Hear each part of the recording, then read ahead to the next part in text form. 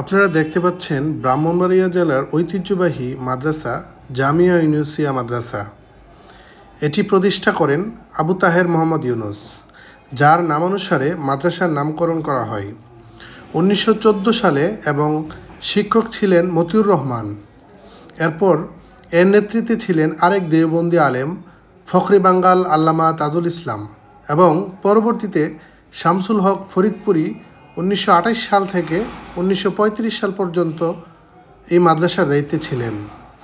2001 সালের ফতুয়া আন্দোলনের সময় এই মাদ্রাসার 5 জন ছাত্র নিহত হয়।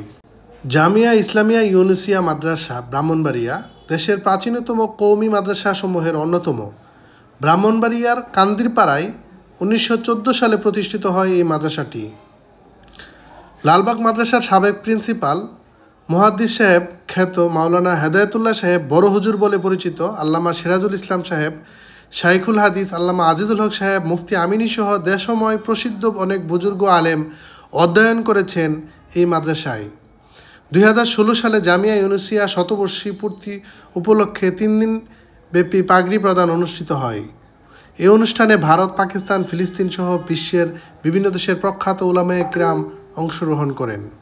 কুমিল্লা ব্রাহ্মণবাড়িয়া অঞ্চলের দিনের পরিবেশ বিস্তারে এই মাদ্রাসার অবদান অনস্বীকার্য। ভিডিওটি সবাই শেয়ার করে দিন।